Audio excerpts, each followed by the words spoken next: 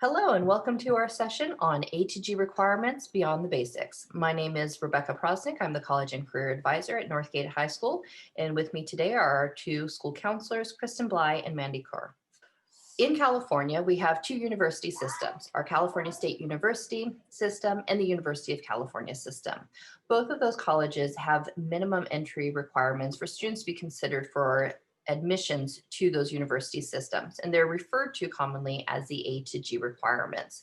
These are specific academic classes students must take to meet those minimum requirements to be considered for college admissions in the CSUs and the UCs.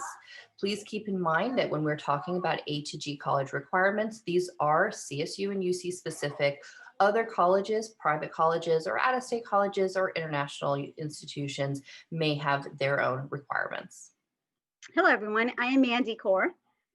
I am one of the academic counselors over at Northgate High School, and I will be going over Mount Diablo Unified School District high school graduation requirements, as well as A through G requirements for California public universities. For MDUSD graduation requirements, students are required to have 3 years of social sciences or history, 4 years of English, 3 years of mathematics, 2 years of science, 1 year being life science and second year would be physical sciences. For the next category, students must complete 2 out of the 3 subject areas required out of world language, visual and performing arts, and career technical education. After that is physical education. Students are required to complete 2 years of PE. And last but not least, electives. Students are required to complete 60 elective credits. For MDUSD, the total units required to graduate is 220, and classes must be passed with D or better for graduation. This may differ for alt ed requirements for other schools such as Summit or Horizons. On the other hand, for A through G requirements, this is for CSU and UC requirements. For social sciences, 2 years is required. For English, 4 years. For mathematics, it'll be 3 years. However, colleges recommend 4 years. Geometry and Algebra 2 are required courses. Category D is science. 2 years is required, 3 years recommended. For example, 1 year of biology and 1 year of chemistry would satisfy this D category. Moving forward, for world language, 2 years of the same language is required and 3 years is recommended. Area F is visual and performing arts. Students are required to complete 1 year of visual and performing arts. And Area G is elective, college prep elective. 1 year is required. For A through G requirements for CSU and UC, students must complete with a C or better grade. So I'm going to go in depth for each of the categories for A through G. For social sciences, 3 years is required for MDUSD as well as UC and CSU. 1 year of US history or 1 semester of US history and 1 semester of US Gov would be one of the satisfied areas. 1 year of social sciences and 1 year for CSU's history and social sciences from A through G area would cover that. And for UC's, world history, culture, or historical geography, including European history from the area would satisfy this area. So for English, 4 years is required for MDUSD as well as A through G requirements. No more than 1 year of ESL or ELD would, cover that area. For CSUs, ESL or ELD may be used for first year of the 4 years of English. For UCs, ESL or ELD course cannot be completed during the senior year to be counted toward the English requirement. Moving on to Area C, which is mathematics. 3 years is required and 4 years is recommended. Algebra 1 and Algebra 2 and geometry are required courses. Moving on for mathematics, validations. Geometry, a C or better in the second semester of geometry will validate the first semester. For algebra, a C or better grade in the first semester of Algebra 2 validates both semesters of Algebra 1. And a C or better in statistics will validate Algebra 1 and Algebra 2. A C or better in calculus will validate geometry and algebra 1 and algebra 2. Moving on to area D, lab sciences. 2 years is required and 3 years is recommended for our A through G requirements. So in 9th grade, most of our students take Living Earth, formerly known as biology. In 10th grades, they will take chemistry or chemistry of Earth. Other lab science elective courses at your high school may include the courses listed here: AP Bio, Chem, Physio. These are just some of the courses that will satisfy toward this Area D requirement.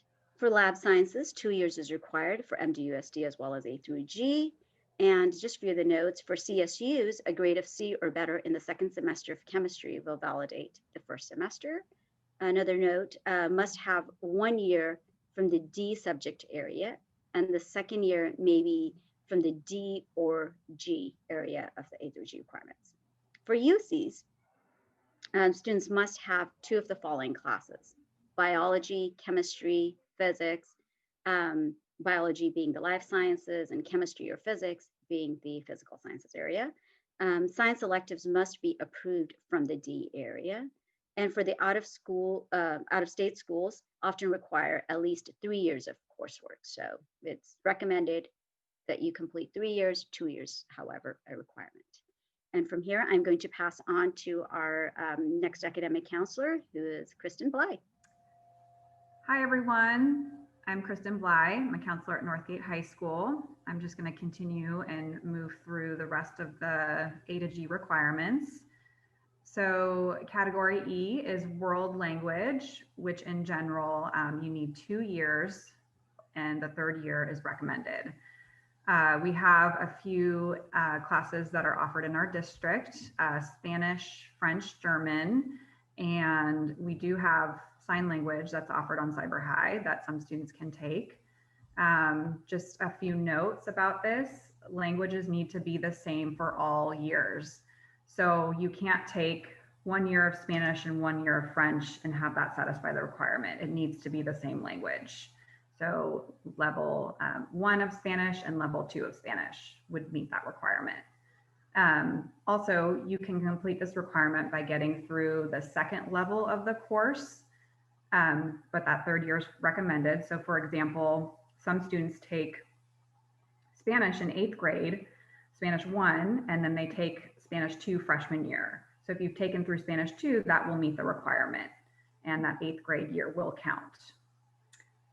And then another point is that if the primary language of a school instruction taken overseas was another language, you may meet the requirements, but you need to see your college advisor for more information.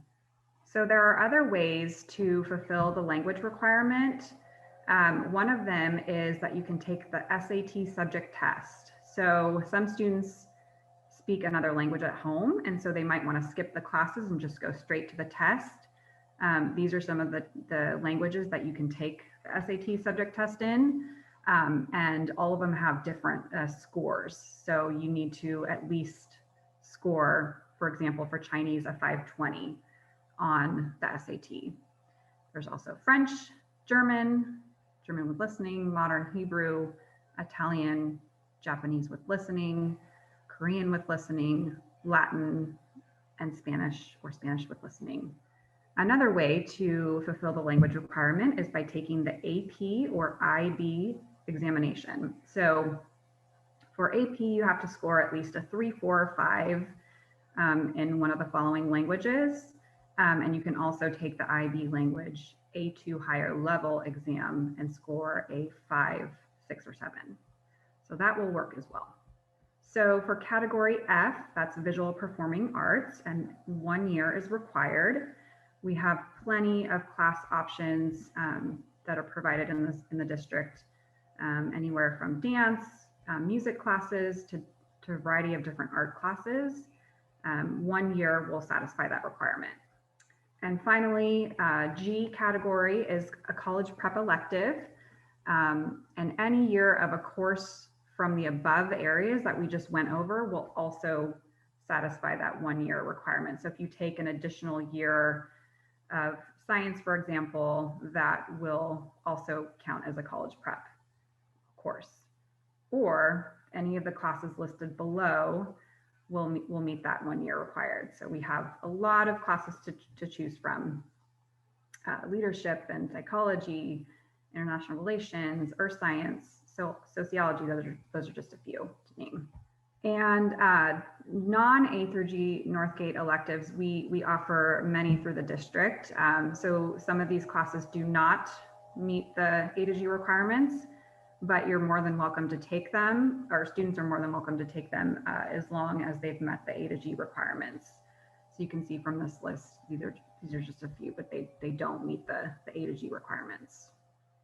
And finally, PE is not required for A to G, but it is required for graduation. So every 9th grader takes PE 9, and then for 10th grade year, we have a few choices for students to meet the physical education requirement for graduation, but not for A to G. It's not necessary.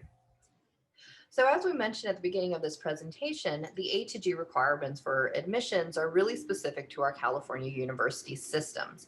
When students are looking at applying to colleges out of state, it's really important that they're just aware that there could be different minimum admissions requirements. And so it's always important for students to check out the admissions webpage of any universities that they're interested in, and ideally as early as possible so that they can make sure that they are meeting those different requirements. I have some common requirements of schools that our students tend to apply into. You can see a number of them do require that 3rd year of science or 4th year of science. And so again, it just is really important that students are familiar not only with our A to G requirements, but that they also are looking at the different requirements out of state. And then finally, for our student athletes, there are specific NCAA requirements so that the students can play a sport in college. So focusing first on our Division I academic eligibility, it is expected that students will complete 16 core courses by graduation. And here's that list. It follows pretty similar to the A to G requirements and other college requirements, but it is important that students are aware that there are these requirements that students need to complete in order to be eligible to play a sport while in college. Along that, it's also important that students understand that they need to have a 2.3 GPA in those core courses, and that once they begin their senior year, they cannot repeat any of the 10 core courses that they had previously taken to improve their GPA. So again, if there's any students that are planning to play a sport in college, it's just really important that they continue to keep up their grades, that they are meeting those NCAA requirements. In an instance where a student does not meet the 2.3 GPA requirements, there is an option for them to use an SAT, ACT score alongside the core course GPA to meet the minimum eligibility requirements, but students should refer to the NCAA webpage for that testing scale. All students who plan to play in college should create a free account at eligibilitycenter.org. Even if they're not sure yet if they're going to play Division I or Division II, they can sign up for a free account, and then at a later time, ideally by end of sophomore year, beginning of junior year, if they do have an idea that they would like to be recruited and play Division I or Division II, they can then upgrade to that paid account.